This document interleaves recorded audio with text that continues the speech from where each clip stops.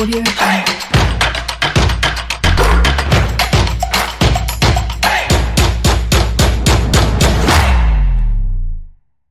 Et nous démarrons justement avec ce majeur, le jingle avec Sa Majesté Pélagie Mekoma.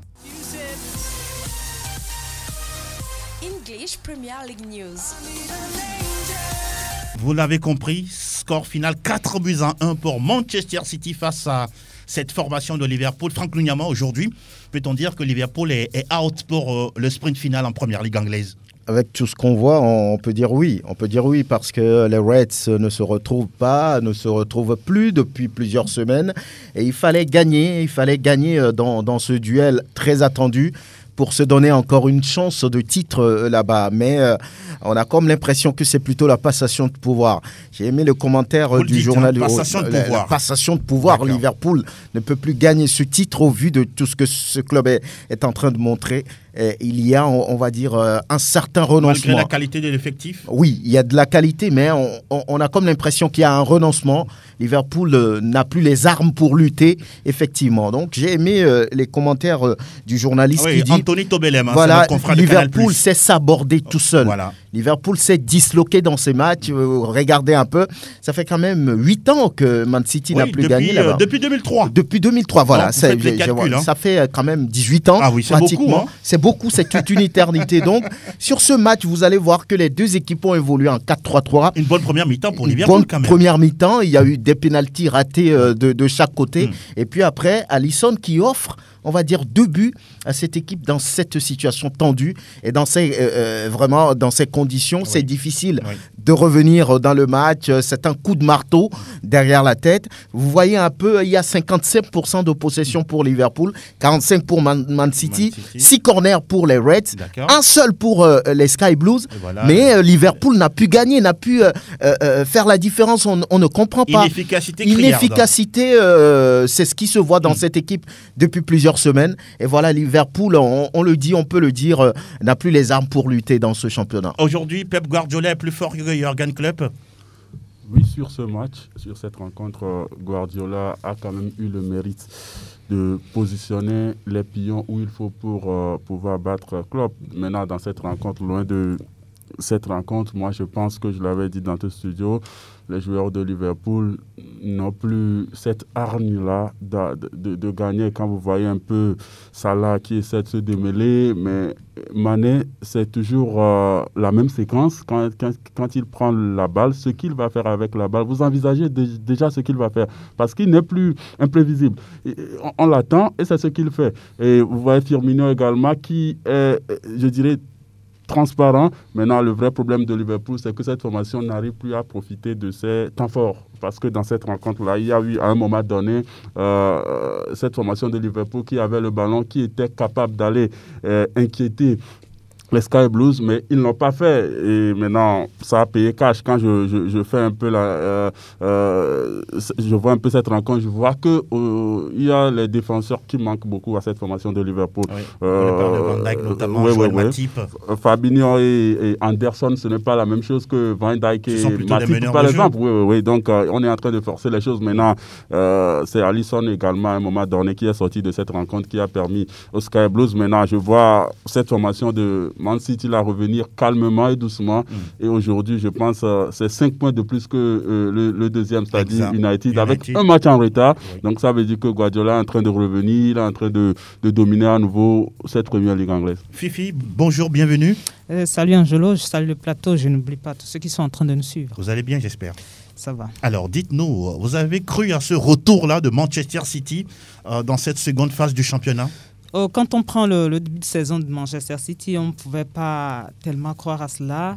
Mais c'est vrai que quand on s'appelle Manchester City, on est capable de tout, avec quand même de très bons joueurs qui jouent, qui ont toujours joué les premiers rôles en Premier League. Maintenant, quand on voit un peu ce que Manchester United a fait entre-temps, on se disait la lutte serait très, très, très engagé entre les clubs. Mais au fil des journées, Manchester City nous montre que et c'est un club qui est dans la peau de champion, qui est capable de revenir, qui est capable de retrouver ses ressources et venir titiller ou bien prendre sa place. Oui. Et avec des matchs en moins aussi, et ces matchs en moins qu'il a su gagner, gérer. Ça, c'est important. C'est important. Tout à l'heure, mon confrère disait qu'il y a encore un match en moins avec déjà 5 points de plus. Exactement. Il faut le faire. Et cette équipe est capable encore d'aller prendre ces 3 points-là et gagner encore plus de points en tête de championnat. Mais en même temps,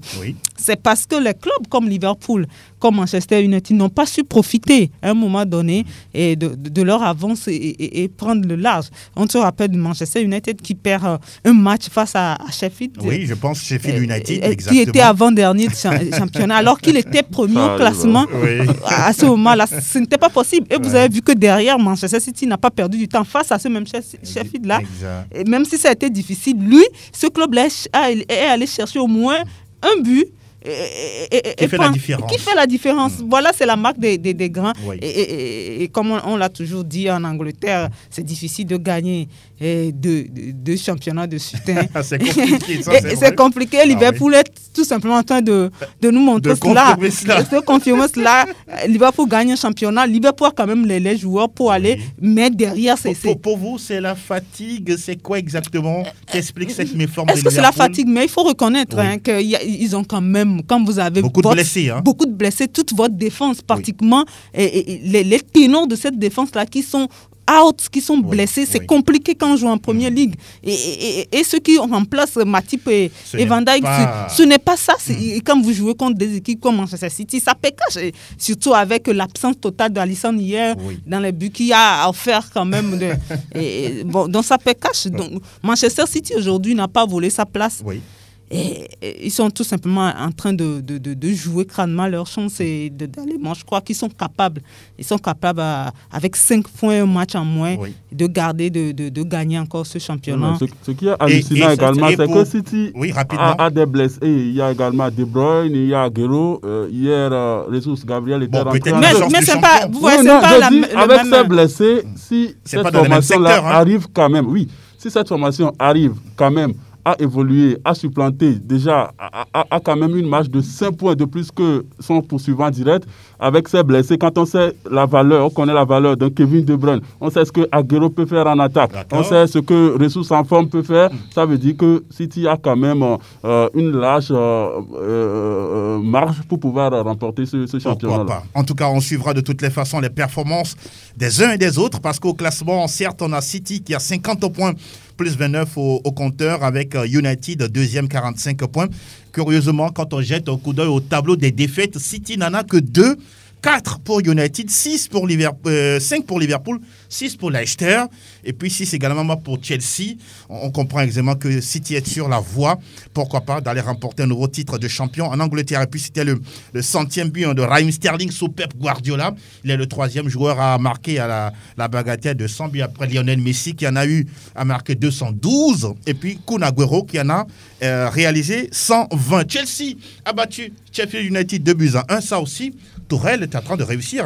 3 matchs, 2 victoires, 1 nul. Pour le moment, ça marche. On espère pour lui remonte au classement. Ça remonte au classement naturellement. Lorsque vous prenez 7 points sur 9 possibles, vous montez dans le classement naturellement. Et ça fait du bien pour le nouvel entraîneur de cette équipe, qui n'est autre que Thomas Tuchel. Et Chelsea était dans des difficultés. Je crois que petit à petit, le technicien allemand est en train de trouver ses hommes. Entre-temps, Lampard ne fait plus confiance à Azpilicueta. Il est revenu dans le 11 de Tuchel. Il a largué, on va dire, Giroud. Mais vous allez constater que sur les 2 matchs, Giroud a été titulaire. Donc le technicien allemand redonne confiance à des joueurs qui ont été entre-temps oubliés par Frank Lampard.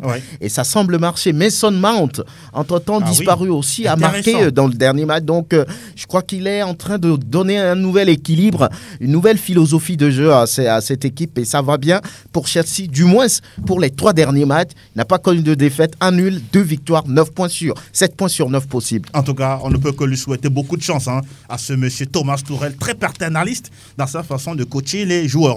Tottenham s'est relancé avec le duo Son et Kane qui ont marqué justement chacun un but et permettent à la formation de Tottenham de s'imposer 2-0 face à West Bromwich Albion. 3 buts partout entre Manchester United et Everton pour la 100e d'Ole Gunnar Solskjaer sur le banc de United. Et quand même, c'est encore un mauvais résultat pour Manchester United. Quand on veut aller chercher le titre, il y a certains matchs qu'on ne doit pas rater. Surtout que dans cette rencontre, Manchester a mené 2-0. Après, a mené 3 buts à 2. Exactement. C'est ce qu'elle dit. 3-2.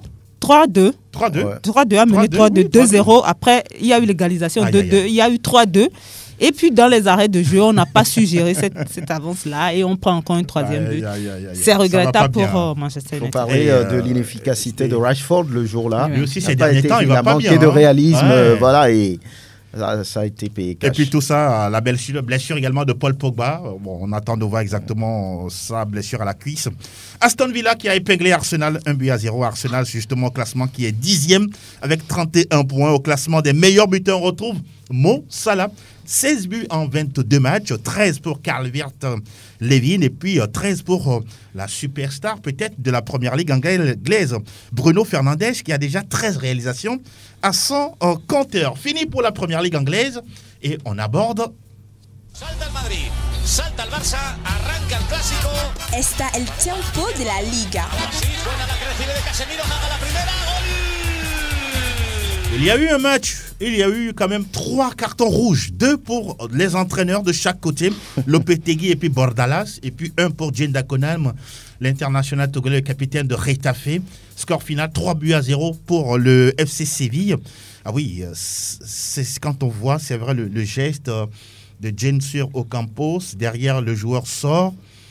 C'était nécessaire de faire une telle action ou non. Bon, qu'est-ce que vous en dites, Fifi? Ce n'était pas nécessaire. Il avait à se concentrer sur son match parce que son club, depuis un moment, traverse une zone de turbulence. C'est compliqué. Totalement. Oui, voilà. Donc, il devait se concentrer. Ce sont des gestes quand même à éviter. Oui. Il prend un carton rouge direct. Ça montre quand même la gravité de ce qu'il a fait. Surtout qu'il y a, je crois, 1 ou 2 journées, il avait déjà pris un carton rouge. Et il revenait de suspension. Moi, j'ai du mal à le reconnaître un peu cette saison. Et le club ne va pas bien. Vous ne le voyez pas de nouveau en forme mentalement? Voilà, il y a un problème. Soit la méforme ou bien les contre-performances du club sont en train d'agir sur sa psychologie. D'avoir un impact sur lui. Sur lui. Oui, il est également le capitaine, avoir un impact sur lui et il n'arrive véritablement plus à se gérer mentalement. Ou soit c'est la forme même du club, l'équipe n'est plus tellement en forme. Parce qu'il y a trop de fautes et puis trop de cartons rouges pour Dieng Dakonam. Il doit rapidement se remettre en cause et avec tout le club, parce que Getafe, on a vu mieux de la part de Getafe les saisons dernières. Tout à fait. Et Noël, vous voulez réagir sur cette sortie de Getafe? Oui, sur cette sortie le rouge. Dakonam qui voit rouge, vous savez, sur cette action, tout pouvait arriver. Dieng n'avait pas forcément eu l'intention parce que j'ai essayé de revoir l'action. Il voulait tacler le ballon. Maintenant, Ocampos était un attaquant, il fallait avancer. Donc, il y a eu ce qui s'est passé. Maintenant, quand on revoit la VAR et la blessure, le joueur qui sort, c'était quand même compréhensible que l'arbitre le mette un rouge. Maintenant, le club de Retafe, je pense que les saisons écoulées, ce club-là a cravaché dur pour pouvoir être à un niveau donné. À un moment donné, on croyait que Retafe pouvait quand même jouer la Ligue des Champions. Oui, ils ont rêvé à ça, oui, justement. Ils ont rêvé à ça. Et pour le compatriote,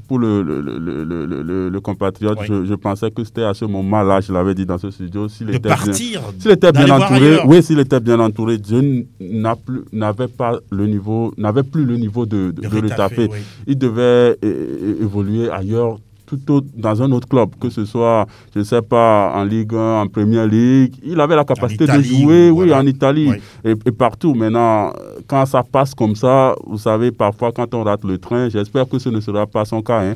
Quand on rate le train, c'est très difficile de le rattraper parce que le joueur a déjà eu à prouver. J'ai vu d'autres joueurs, d'autres internationaux africains qui n'ont pas fait ce que Dieng a fait et on les a vus évoluer ailleurs. Mais pourquoi pas? Je suis désolé, donc, mais j'espère que pour le moment, il a besoin d'un confort psychologique. Il n'a que 29 ans, donc il y a encore de la marge. Oui, mais il a besoin d'un confort psychologique parce que quand vous voyez rouge, vous revenez, vous voyez rouge. Finalement, c'est la peur de voir rouge. Pour votre carrière aussi. Hein. Oui, c'est la peur d'avoir un carton rouge qui vous amène plutôt à encore. Non, c'est pourquoi lui doit évoluer dans sa psychologie. Je pense qu'on doit l'entourer, on doit l'aider, sinon c'est un joueur qui a la capacité. Je pense que cette équipe a perdu de sa verve depuis plusieurs journées. Retafe qu'on connaît il y a, on va dire, 1 an ou 2. Exact. Ce n'est plus la même équipe, ce n'est plus le même club. À un moment donné, ils ont engrangé le paramètre confiance qui leur a permis de titiller les grands, d'être dans le Big Four de ce championnat. Maintenant, la suite, ça n'a pas été bien. L'organisation, les joueurs qu'on devait acheter pour donner plus de force, donner plus de, d'ambition à cette équipe, ça n'a pas été fait. Et finalement, le club est en train de dégringoler. Dieng Dakonam qui perd aussi un peu de sa patience, de son calme, qui enchaîne de cartons rouges en quelques semaines. C'est pas bien pour lui. Donc je suis parfaitement d'accord avec Noël quand il dit que Dieng devrait saisir cette occasion où le club était dans une dynamique de victoire, de belles performances pour partir. Il avait le niveau de l'Angleterre, il a le niveau de l'Italie. Il peut jouer dans les 5 majeurs. Maintenant, il n'y avait pas eu cette occasion, mais bon, j'espère bien qu'il est bien entouré et qu'on peut toujours travailler sur lui. Maintenant, sur le jeu, cette équipe joue souvent en béton. Lorsque vous voyez la dernière fois face au FC Séville, c'était un 4-5-1. Alors que de l'autre côté, c'est un 4-3-3 avec sur la ligne un Nesri qui est en super forme et qui a d'ailleurs marqué. On voit et tous les autres Mounir, et voilà. Et après, c'est des remplaçants qui ont fait la différence, qui ont marqué 2 buts. Coaching parfait du côté du Football Club Séville, Lopetegui. Donc, je crois que Retafe est en train de se chercher.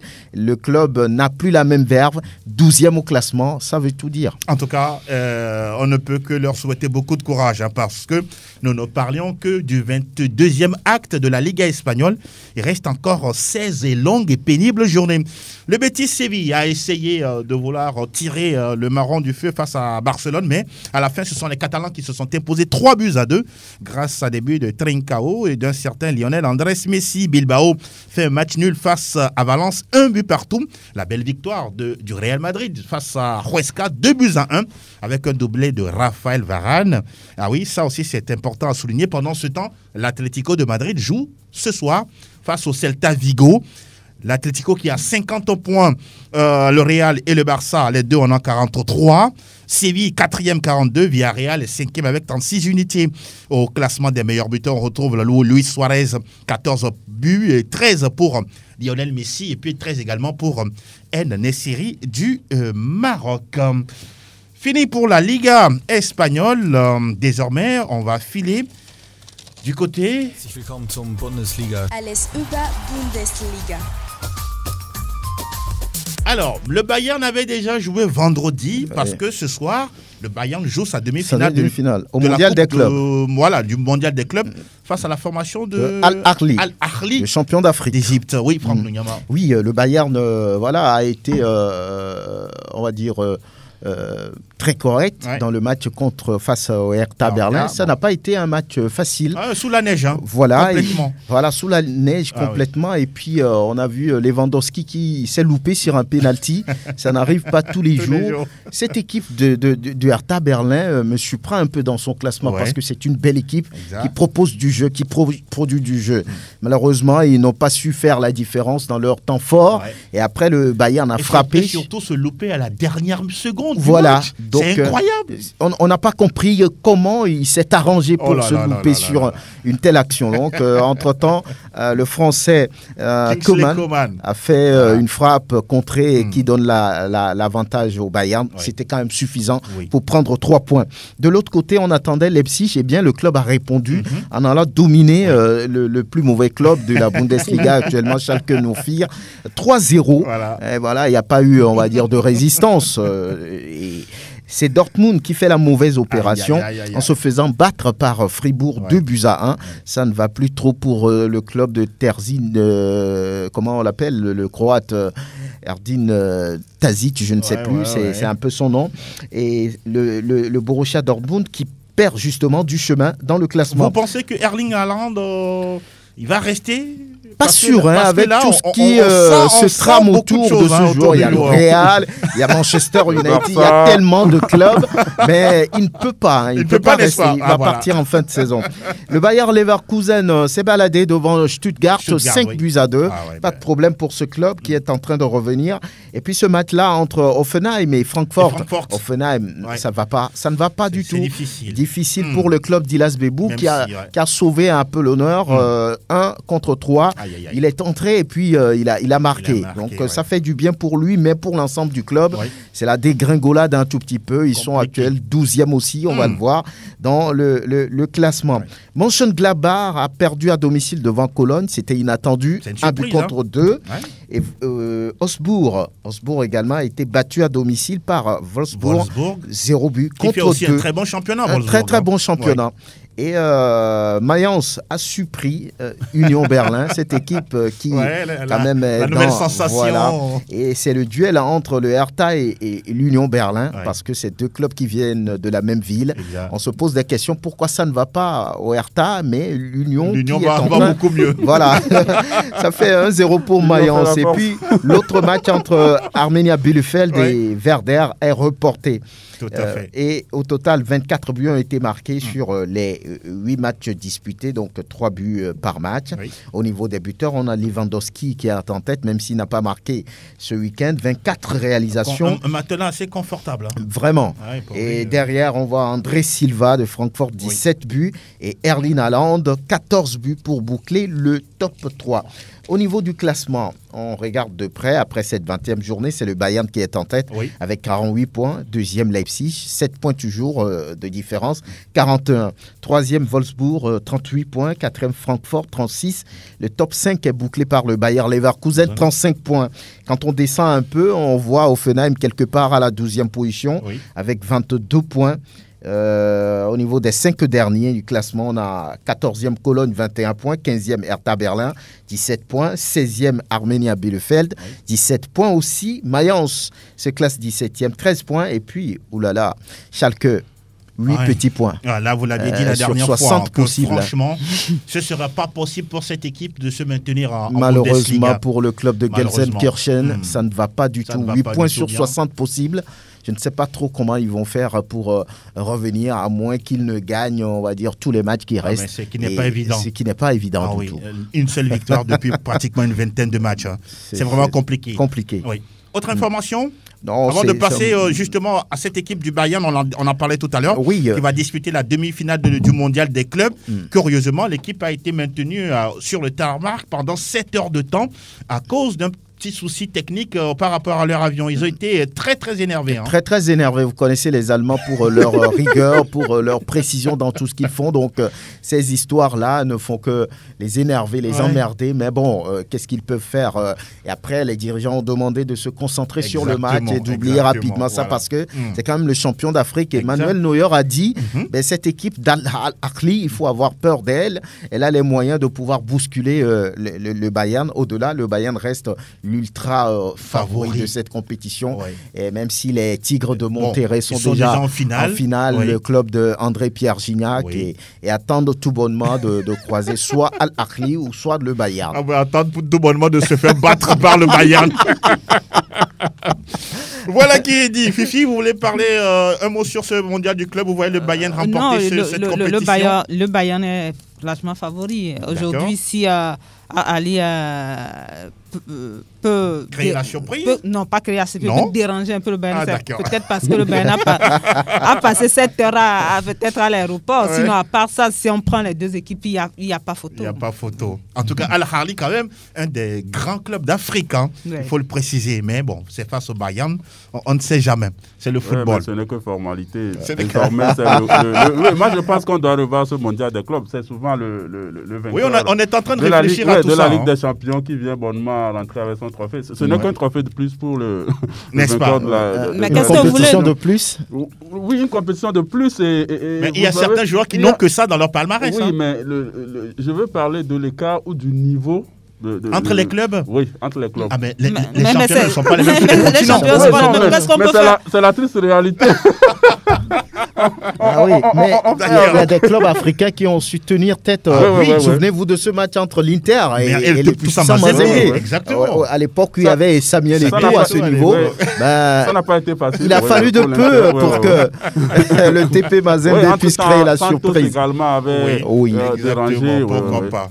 En tout cas, ce qui est dit, on suivra justement cette demi-finale Bayern Munich à Al-Ahly ce soir du côté du Doha au Qatar.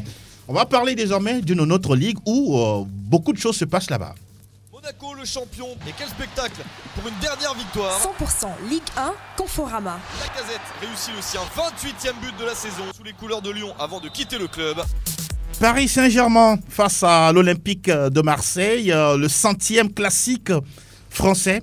Il n'y a pas eu photo entre les deux équipes, Fifi Assogbavi. Le Paris Saint-Germain a gagné 2-0. C'était prévisible. C'était prévisible quand on prend tout ce que traverse Marseille. D'accord. Et puis quand on prend les statistiques des derniers matchs de Marseille. Oui.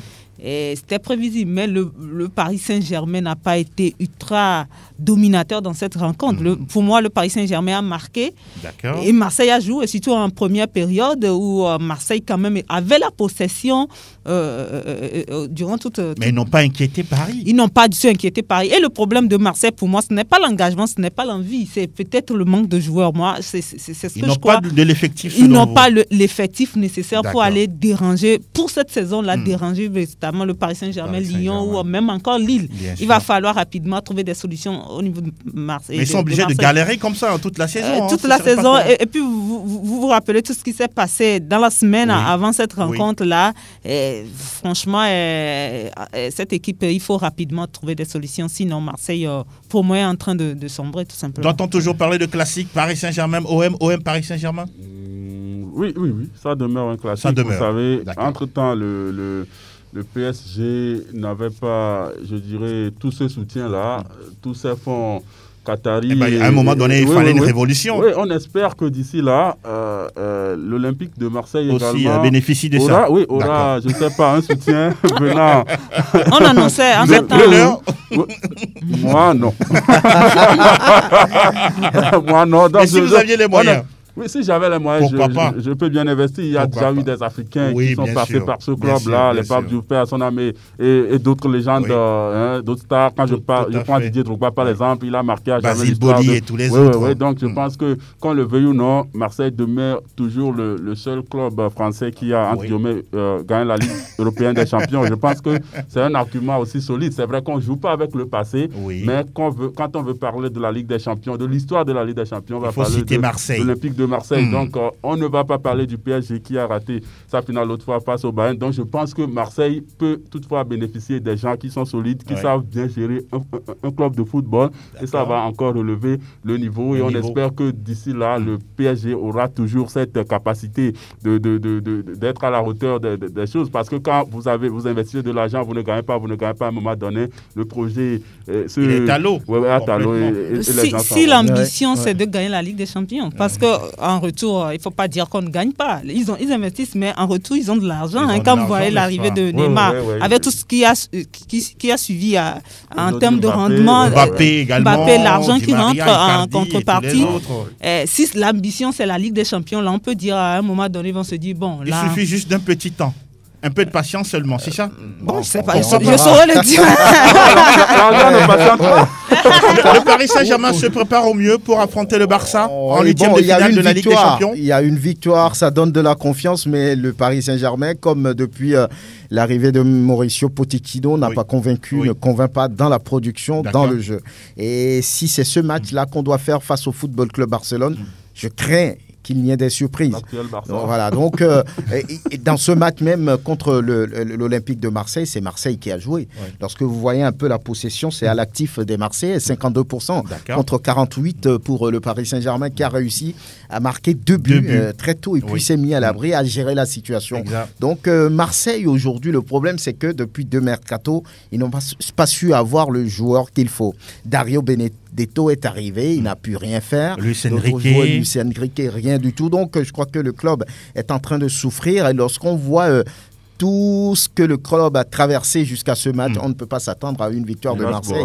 Donc, voilà. Donc, largué, et ces hommes ont été largués. 0, donc, c'était logique. Largué. Mais quand tout à l'heure... On va avancer un peu plus. Quand Franck disait qu'ils n'ont pas su avoir le joueur, moi, je crois qu'on ne met pas aussi les moyens pour avoir le joueur. Ils n'ont pas assez d'argent. Mais quand même, quand les Américains... Paris Saint-Germain, c'est 600 millions d'euros de budget. Quand les Américains Marseille, sont venus, c'est pour avoir des résultats. Ils l'ont dit. Maintenant, on ne voit pas... Vous ne voyez pas ça. Non, en retour. Mais normalement, vous devez vous frotter les mains. Non, moi, j'analyse un peu au Paris Saint-Germain. En tant que supporter du Paris Saint-Germain, je suis d'accord que ça nous fait plaisir de battre Marseille. Mais en même temps, quand on veut analyser un peu la Ligue 1, globale, je crois que Marseille doit pouvoir être parmi les 4 ou les 5 premiers, ou même les 3 premiers de ce championnat-là. Mais c'est ce qu'on ne voit pas. Oui, l'équipe qui fait fort aujourd'hui, c'est Lille. Oui. Vous confirmez? Je confirme. Victoire de Lille en déplacement à Nantes, 2-0. Et c'est Jonathan David qui a été acheté à prix d'or. Oui, on parlait beaucoup de lui. Peut-être qu'il a eu du temps. Il a mis du temps à entrer, à s'adapter à cet environnement-là. Maintenant, il a fait un doublé la dernière fois face à Nantes. Peut-être qu'il est en train de retrouver ses sensations. Et votre ami Raymond Domenech, il va bien? Pour le moment, ça ne va pas.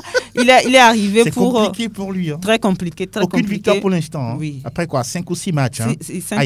5 matchs, je crois, 2 défaites. 2 défaites et 3 matchs nuls. Ce n'est pas bien. Oui, mais c'était quand même face à Lille. À Lille. Il ne faut pas s'attendre à grand-chose. Et Lyon? Lyon qui domine Strasbourg 3-0 avec un doublé de Memphis Depay et puis un autre de Toko Ekambi. Oui, exactement. Voilà, ça fait 3-0 et Memphis devient le meilleur buteur du club avec son 7 buts. Il devance un certain Karim Benzema. Voilà. Il dépasse Karim Benzema 3 buts. Il est actuellement avec 13 buts le meilleur buteur du club. Waouh. Et le meilleur passeur du club actuellement. Intéressant. Avec 5 ou 6 passes décisives. Ça veut dire que Lyon a bien fait de le garder. De ne pas le lâcher pour Barcelone. On va parler de notre club également qui va bien. Monaco qui va bien, mais qui s'est fait peur. Merci pour la précision. Face à Nîmes, c'est 4-3. Aïe, aïe, aïe. Après avoir mené 2-0. Ouais, avalanche de buts. 7 voilà, 7, c'est le match le plus prolifique super. Cette journée-là. Mené 2-0. Après se faire attraper 2-2, 3. C'est pas évident. Ce n'est pas évident, mais ils ont réussi, comme depuis quelques journées maintenant. Ils engagent beaucoup de points. Un Golovin qui a fait un triplé hier, qui revient après pratiquement 4 mois d'absence. Il a fait forte impression, en tout cas hier. On va parler d'autres résultats rapidement et le classement qui suit. Parler de Saint-Etienne qui domine Metz 1-0. Ça revient. Un but contre son camp de John Boy, le Ghanéen. Montpellier qui bat Dijon 4-2. Puis Nice, c'est une belle réalisation de Nice. Ça fait 3-0, vous savez. C'est ça? Ça va mieux parce que Nice aussi est passé par des turbulences difficiles avec même la révolte des supporters. Des supporters également. C'est vrai qu'ils n'ont pas cassé les choses. Brest domine Bordeaux 2-1. Lens et Rennes 0 but partout. C'est Lens et Rennes. 0 but partout. C'est Rennes aussi qui inquiète. Ouais. Voilà. Et au classement, Lorient qui domine Reims 1-0. Au classement, Lille est premier avec 54 points. D'accord. Suivi de Lyon, deuxième, 52 points. Le Paris Saint-Germain est troisième avec 51 points. Monaco, quatrième avec 48 points. Rennes, cinquième avec 38 points. Et en bas de classement, on retrouve Nantes 18e, 19 points. Dijon 19e, 15 points. Et Nîmes, bon dernier, 20e. 15 points. Au classement des buteurs, Mbappé en tête avec 16 réalisations, suivi de Paille 13 et puis Volante de Monaco 12 réalisations. Alors, messieurs, la question elle est là. À Ligue 1, ça va être entre 3 clubs ou 4 selon vous? Paris Saint-Germain, Lille, Monaco, Lyon, ou Lille, Monaco, Lyon, ou Lille, Paris Saint-Germain, Lyon? C'est très compliqué parce que là, tous ces clubs sont en forme actuellement. Je crains un peu pour Monaco, mais là-dessus, s'il faut mettre un pion ou une pièce, je prendrai le Paris Saint-Germain, Lyon et puis Lille. Paris Saint-Germain, Lyon et Lille. Le match à 3. Et vous, match à 3? C'est le match à 3. Le même triptyque. Lyon et Lille. Même Paris-Lyon. Lille, Paris-Lyon. À un moment donné, je crains que... Vous voyez Lille sortir de la lutte. Oui, c'est ça. En tout cas, on suivra de toutes les façons ce match à 3. Voilà, du côté de la Ligue 1. Conforama, mille merci. Fifi Assogbavi. On termine les majeurs avec...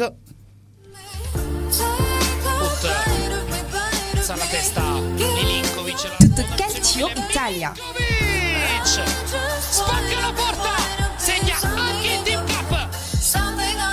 Dans 3 minutes, vous aurez l'occasion, chers auditeurs, de nous rejoindre dans l'émission au 92 03 60 31 97 24 26 26. Le temps de rappeler rapidement les succès de l'Inter Milan, 2-0 face à la Fiorentina. Également, même score pour la Juventus devant l'AS Roma, dont un but de Sa Majesté Cristiano Ronaldo. Et puis, Ibrahimovic qui est toujours là, 39 ans, qui a marqué un doublé en faveur du Milan. C'est 4-0 face à Crotone. Ibra qui entre dans le club des 500. Des joueurs ayant marqué 500 buts dans leur carrière, ça lui fait en tout 501 réalisations en 825 matchs, toutes compétitions confondues. Ce monsieur, franchement, il continue de détonner. Hein. Oui, c'est un joueur, il est comme du vin, plus ça vieillit, plus ça devient bon. Lorsque vous voyez un joueur à 39 ans et qui réussit toujours dans un championnat aussi physique et dur, à marquer, à faire la différence, je crois que c'est bien. Il rentre dans le cercle fermé des joueurs à 500 dans leur carrière. C'est pas évident. C'est pas évident. Sur 800 et quelques matchs, ça veut dire qu'il a été plus que moyen dans sa carrière au niveau des buts. C'est énorme. Donc félicitations à lui. Je crois que dans ce match, il n'y avait pas la place pour douter. Crotone, qui était l'équipe la plus faible. 2 réalisations pour lui et puis 2 pour Ante Rebic. Donc c'est bien et félicitations à Ibra qui démontre toujours qu'on peut à 40 ans jouer lorsqu'on a une très bonne hygiène de vie et faire la différence. Il y a un autre joueur qui a 40 ans mais qui est au niveau de la Ligue 1, Victorino Hilton de Montpellier. À 40 ans, il continue de jouer également. Lui, franchement, mais il faut voir également l'hygiène de vie. L'hygiène de vie, c'est important, comme l'a dit Franck Munyama. Et on dit qu'il est avec Cristiano Ronaldo, des joueurs qui ont quand même, qui respectent en tout cas leur corps. C'est important. Également dans les buts. Mais est-ce que c'est souvent le même regard, gardien de but, joueur de champ? Vous savez, c'est pas souvent le même regard parce qu'on a l'impression que les joueurs de champ, surtout les stars entre guillemets, ont plus d'obligations que les gardiens de but. Ce n'est pas forcément le cas. J'ai vu mais il faut quand même arriver à ce niveau-là. Oui, j'ai vu un Buffon très en forme face au Barça. Quand la Juve avait gagné 3-0, je pense, il arrêtait tout de Messi le soir-là. On ne dirait pas que c'est un gardien qui a plus de 40 ans dans les buts. Donc ça veut dire que c'est le travail. Maintenant, quand je prends un peu... contrairement à ces joueurs-là qu'on félicite, je vois un peu les Nima, ces joueurs-là qui ont du talent, je pense qu'ils ne pourront pas jouer à 40 ans. Ils ne sont pas aussi soigneux. Quand ça fête à tout bout de champ, ça saute les champagnes, ça n'êtes pas d'accord. C'est le pop des Brésiliens. L'expérience, la plupart des Brésiliens, après 33, 34, 35 ans, Ronaldo, tous ces phénomènes-là sont partis. Donc, C'est tout, quoi. En tout cas, au classement de côté de la Serie A italienne, on a le Milan aussi, qui est toujours patron de ce championnat avec 49 points, 47 unités pour l'Inter Milan qui n'est pas loin. La Juve qui revient très très fort, troisième avec 42 points, 40 points pour le duo Lazio Rome, AS Rome. Et puis le Napoli est classé sixième avec 37 unités au niveau des capos canonieri. On retrouve Cristiano Ronaldo, 16 réalisations, 14 pour le duo Romelu Lukaku, Ciro Immobile. Voilà, on a fait le tour justement et donné toutes les infos concernant le football européen. Vous avez justement l'occasion, chers auditeurs, de nous rejoindre dans l'émission comme d'habitude. 97 24 26 26, 92 03 60 31. La Ligue des Champions, elle revient dans 2 semaines, avec des affiches aussi croustillantes les unes que les autres. On aura tout le temps d'en parler justement dans les semaines à venir. Le premier, c'est Cécilien. Bonjour, bonjour. Oui, vous allez lever la voix, s'il vous plaît. Bonjour. Oui, c'est l'abbé. Oui, l'abbé, comment ça va? Je me porte à merveille. Ah, super. Nous vous écoutons. Vous voulez partager quoi avec nous ce matin? Je voulais simplement dire que j'aime quand le Real est un peu dessiné, parce que quand Zidane a pas de position, il arrive à pousser l'équipe. Ah, pour vous, il faut que Zidane parte, c'est ça? Non, je veux pas. Je dis plutôt que quand il n'a pas option de choix du joueur, il arrive à bien mettre tout le monde dans le sens. Ah, d'accord. Bon, il arrive à sortir les plans du jeu, quoi. Ah, d'accord. Oui, présentement, le Real est beaucoup dessiné par des blessures. Oui. Mais il va toujours s'en sortir parce qu'il n'a pas assez de solutions. Là, il arrive bien à concerner ceux qui sont là. Il fait de bons choix selon vous? Il fait de bons choix quand les autres ne sont pas là. D'accord, super. En tout cas, le Real est dans la course. On ne sait pas si vous êtes parti pour le titre ou bien vous renoncez déjà? Je l'avais déjà dit, il n'y a pas de titre cette saison. Il n'y a pas de titre cette saison. Des champions, rien. D'accord. Vous allez vous préparer pour la saison à venir. Voilà qui est dit. Merci beaucoup, cher l'abbé. Très bonne journée à toi. On va prendre un autre auditeur derrière l'abbé. Bonjour, auditeur. C'est Coché. C'est Coché. C'est Coché dans le Balado. Oui. Comment ça va, Faustin? Je vais bien. J'ai dit bonjour, le grand dame. Bonjour. Salut. Voilà. Tu peux me dire un peu pourquoi Man peut faire match nul à 5 secondes de la fin de match? Mais elle n'est pas coach de Manchester. Cette question, on doit la poser à Ole Gunnar, parce que c'est lui qui fait le choix et qui donne les consignes au cours de la rencontre. D'accord. Monsieur Angelo. Mon cher Faustin. Quelque part, quand j'ai dit aux supporters de Marseille, c'est vrai que ça fait mal. Oui. C'est pas bien de faire la violence. Mais quand la gestion est mal faite, oui. Des fois on est obligé du débat. N'est-ce pas? Voilà. Donc. Comme on peut comprendre que Marseille, grand corps comme en France, en train de chercher, on ne sait même pas quelle est la position de Marseille. Vous voyez combien de fois ça fait mal. Non, c'est vrai. Beaucoup de gens se posent des questions. Mais la gestion est mal faite, c'est tout. N'est-ce pas? On t'a ramassé des joueurs qui ont des noms. C'est même pas comment on peut prononcer le nom même. Non, mais c'est pas possible. Faustin. Moi, une fois j'ai cherché le nom de joueur de Marseille, c'est très simple. Quand tu veux connaître le nom de joueur de Marseille, prends une assiette et puis tu lances en haut. Tu laisses tomber, ça fait bang, bang, bang. C'est le nom de certains joueurs de Marseille. Mon cher Faustin, tu es allé chercher ça où aujourd'hui? Non, tu es très inspiré, c'est bon. Moi, je vais monsieur Franck. Merci. Bonjour, merci. À très bientôt, Faustin. À très bientôt. Ah oui, Marseille qui continue de se chercher du côté de cette Ligue 1 française avec beaucoup de problèmes à pratiquement toutes les étages. On va prendre un autre auditeur. Bonjour, bonjour. Oui, salut le plateau. Oui, bonjour. Moi, c'est Salami Dogba. Salami. Oui. C'est la première fois que vous nous appelez, n'est-ce pas? La deuxième fois. La deuxième fois, bienvenue. Oui. Et je dis, je suis à tous les supporters de Chelsea. Ah, d'accord. Tu es un blue? Oui. Ah, d'accord, super. Et également. La voix, s'il vous plaît, la voix. À tous les supporters de l'Olympique de Lyon. Ah, d'accord. Lyonnais et puis supporter de Chelsea. Oui. D'accord, allez-y. Ok, bon, ah, d'accord, c'est juste une salutation. C'est bien noté, Salami, à très très bientôt. On va prendre quelqu'un d'autre qui va prendre la peine de nous appeler au travers du 92 03 60 31 97 24 26 deux fois. Pédagogie Mekoum Safer de l'autre côté. Il est presque là, l'auditeur en ligne. Bonjour. Bonjour. Oui, oui. Bonjour Joël, comment ça va? Ah oui, c'est bien. Et votre Manchester qui fait un nul coupable 3-3 face à Everton.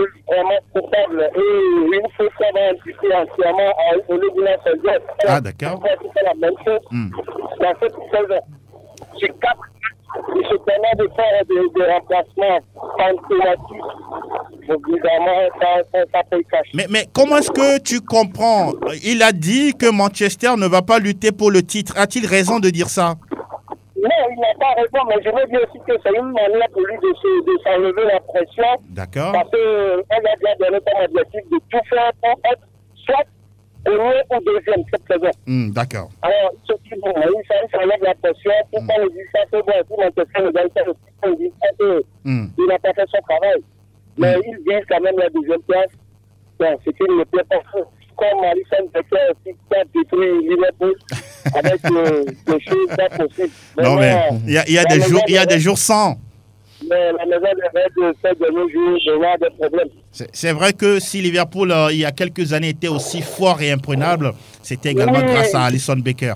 Ce match, c'était, je peux dire, c'est l'abandon du titre. C'est l'abandon du titre. D'accord. Je veux juste profiter pour entendre ça à tous les confrères journalistes de la GST qui sont à l'écoute. À la grande assemblée, d'être à l'heure. D'accord. Le message, il est passé. Merci beaucoup. Et très bonne journée à toi, Joël le Mancunien. Joël. Et quand Liverpool perd, ça fait le bonheur des Mancuniens. En fait, ceux de Manchester United, de toute façon. On va prendre un autre. Puisque la rivalité Liverpool-Man ne dit pas son nom en Angleterre. Oui. Il y a quelqu'un d'autre qui est là. Bonjour. Oui, bonjour, Angelo. Oui, le petit nom? Oui, c'est Émile. Oui. Émile de Zanguera. Oui. Vous nous recevez bien là-bas? Tout d'abord, mes salutations à tous les confrères qui sont autour de vous là-bas. Merci beaucoup. Particulièrement à Franck. Oui. Merci, bonjour. Ok, merci beaucoup. Et moi, je voulais réagir par rapport au but de CR7 la dernière fois. Oui. Mais moi, je croyais qu'il faisait une passe. En fait, quand il avait pris la balle avant de frapper avec le pied gauche, moi, je croyais qu'il y avait un coéquipier qui venait à tirer avec la passe. Parce que c'était trop facile, quoi. N'est-ce pas? Vraiment, vous vous êtes demandé comment il a pu trouver le chemin défilé. Il est puissant. Il est puissant, n'est-ce pas? Oui, il est puissant.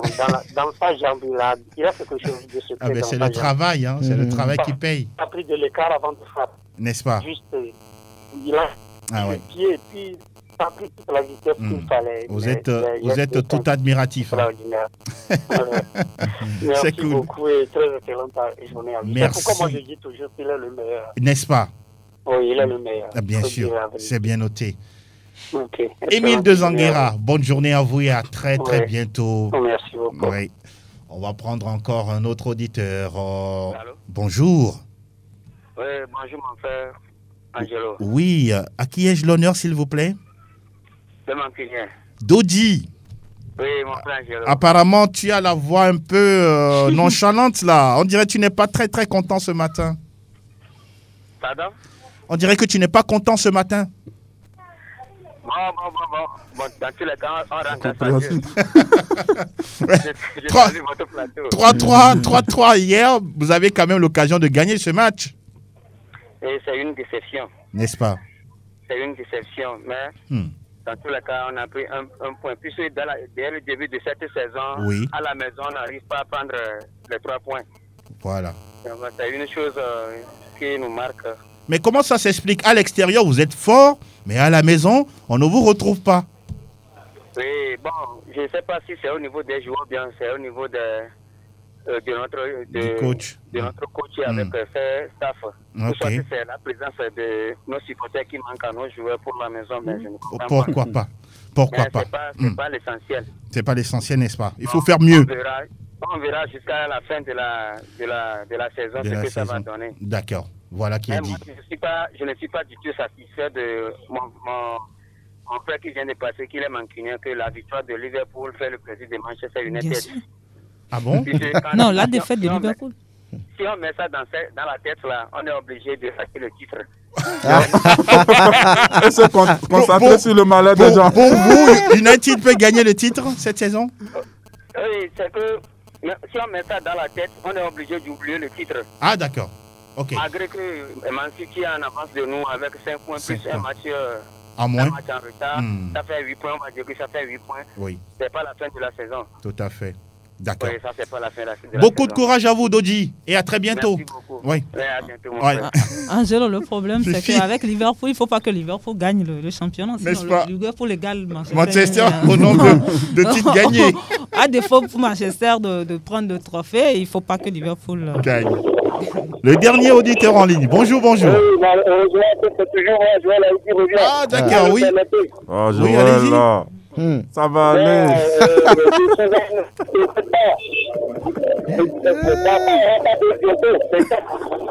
Oui. Pour le moment, c'est juste pour rappeler à mon ami, et cette fois, je dis que je n'ai jamais dit que la défaite de Liverpool fait le plaisir de Man.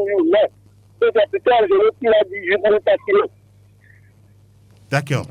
Vous voulez faire juste apporter un éclaircissement. D'accord. C'est très bien noté de toutes les façons. Beaucoup de courage à vous, mon cher Joël, et à très très bientôt. Et voilà, il sera le dernier, on sera le dernier de la journée. On va prendre le temps de pouvoir rapidement faire le tour de table pour ce petit exercice de top et flop. Franck Lugnaman, pour vous? Le top, pour moi, ça reste l'Olympique de Marseille. Le flop, j'allais dire. Le flop. Ouais. L'Olympique de Marseille, le top, c'est City. C'est City. Oui. Noël de Souza? Pour moi, le top, je dirais que à ce moment, l'Atlético n'a pas encore joué. Mais je pense que c'est cette formation-là qui arrive à mener la trajet haute en Liga espagnole. Maintenant, le flop, je dirais tout simplement que, comme l'a dit Franck, c'est cette formation de l'Olympique de Marseille avec tout ce qui se passe tout autour ces derniers temps. Vous ne comprenez rien. Les supporters qui sont révoltés, Villas-Boas qui part. C'est un souci de management en fait. Et ça veut dire que parfois, l'agent fait de mauvaises choses. C'est tout. Fifi à son baby. Le flop, éventuellement, c'est Marseille. Et puis le top, pour moi, c'est le Paris Saint-Germain. Le Paris Saint-Germain devait gagner hier pour rester en contact. Oui. Avec ce n'est pas tard. Hein. Ce n'est pas encore tard. Vous croyez au titre à la fin? Oui, bien sûr. D'accord. Mais il fallait gagner hier, obligatoirement. Ils l'ont fait. Ils l'ont fait. On va rester avec vous pour faire quelques dédicaces à des personnes chères à vous. Je salue tout simplement tous ceux qui nous ont encore suivis une fois ce matin. Et voilà. Et on pense à votre famille. Hein, à ma famille. Tout particulièrement. Oui, à mon mari et à mes 2 enfants. Tout à fait. Voilà qui est dit. Franck Lugnaman. Oui, à tous les inconditionnels de cette émission, on dit excellente semaine. Noël de Souza. Oui, je vais saluer tous les amis de la GST. Et je salue Daimon et Favor de Souza également. Et Avisé, mon ami de la plateforme. peu. Beaucoup de courage à lui, ça va aller. Ah bon? Il a un problème? Non, on se comprend. D'accord, voilà qui est dit. On prend le temps également de saluer Benoît Noussoukboué, Kofi Ameunou. Sans oublier Cyclone, Tao, Julien Carlos. On n'oublie pas également de saluer Jules Gamligo. Oui, c'est également un inconditionnel de cette émission. Sans oublier Fifi, j'ai déjà nommé Fifi, je vais parler d'Evelyne Benyedi, de Yvette Clousset et puis de Sika Rovi. Bonjour également à mon cher Elon Madovon, qui n'a pas souvent l'habitude de parler dans les micros, mais il fait comme ça, que lui, à faire des micros, c'est pas son problème. Merci pour la mise en onde, justement, signée à Sa Majesté Pélagie Mekoum. Vous pouvez retrouver cette émission, justement, sur YouTube et sur la page Facebook de l'émission, à partager, à liker, à commenter. Nous, on se donne rendez-vous, s'il plaît à Dieu, lundi, avec toujours le même plaisir de vous servir. Merci, Fifi, d'être passé. Merci Noël. Merci Angelo. Franck Lugnaman, merci. Plaisir renouvelé. On se dit à très bientôt. Restez toujours à l'écoute des programmes de Sport FM. On se souhaite une belle journée, une magnifique semaine de travail à toutes et à tous. À très bientôt. Ciao, ciao.